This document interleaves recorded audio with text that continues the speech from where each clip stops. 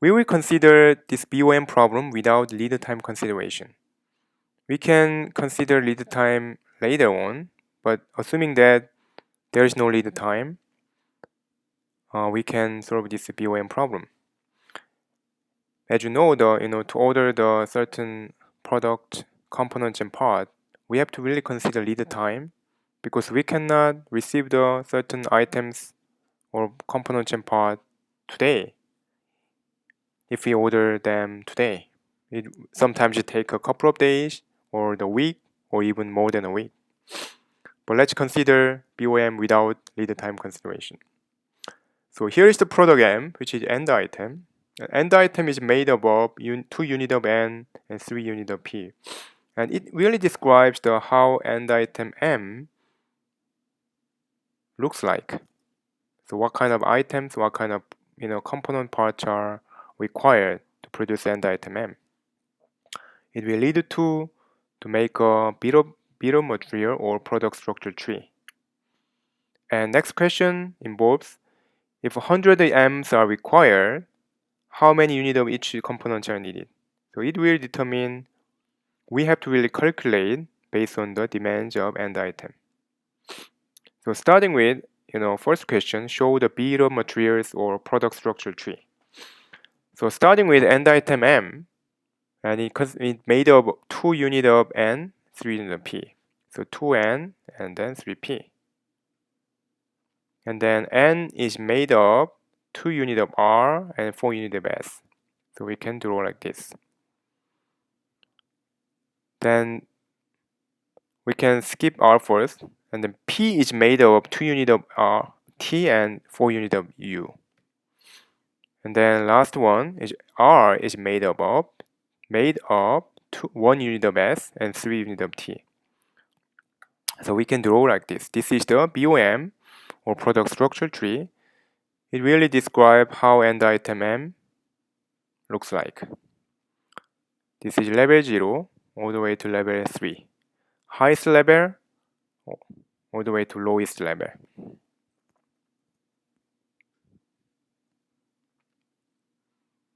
Now, let's think about if 100 M are required, how many units of each component are needed. For example, if you know the end item demands of end item M, how many components and parts are required? We have to calculate based on this BOM.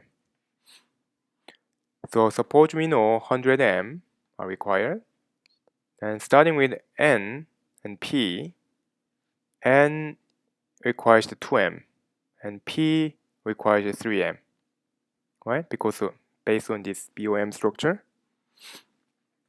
So 2 times 100 is 200 M, 3 times 100 is 300 P.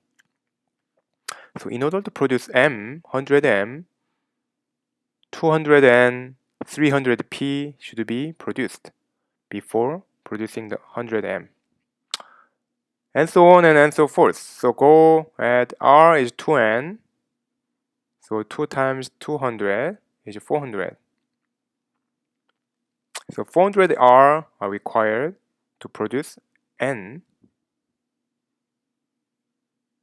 Then we produce M. But some items, some parts are used more than once.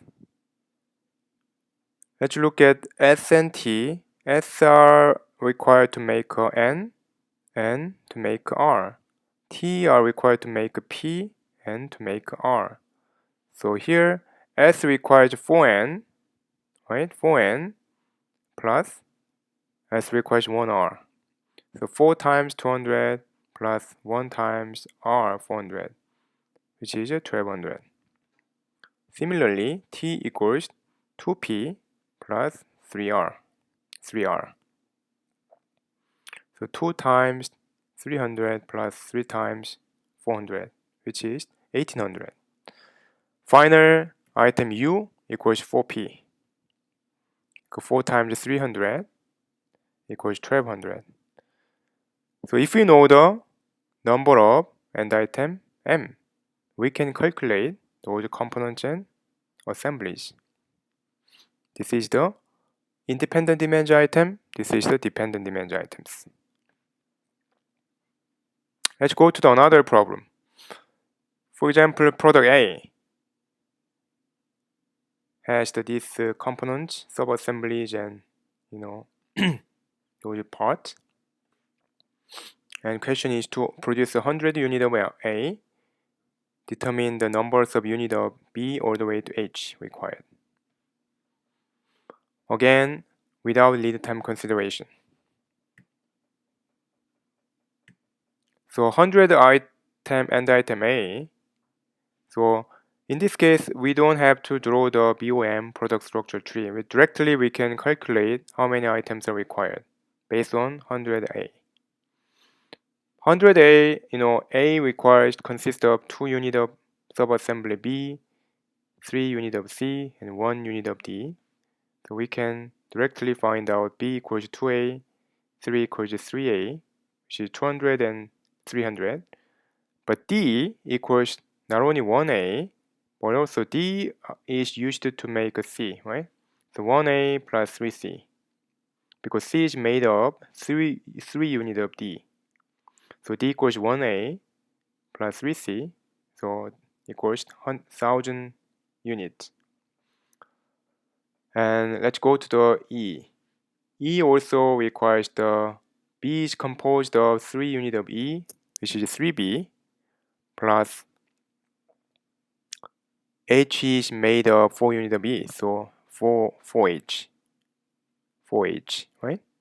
But since we do not know H, we have to calculate H. But we know B, so 3 times 200, but we don't know H yet. So if we calculate H first, H is made of 4 units of E and 2 units of C, G. I'm sorry. You have to look at this. C is made of 2 units of H. So H is 2C. Since we know C, which is the 300, H is 600. So if we plug in here, 3 times 200 plus 4 times 600, which is just 3,000, is the E. And F is B is composed of 4 units of F. So 4B, so 4 times 200 is 800. Finally, G equals 2 units of, H is 2 units of G. So G equals to 2H, with 2 times 600, which is 1200. So if you know the end item A, number of end item A, then you can calculate sub-assemblies and parts. Caution need to be paid on those D and E, which can be used more than once. Next problem, I will explain the BOM with lead time consideration. You will see this is much more complex than this problem. Okay, thank you.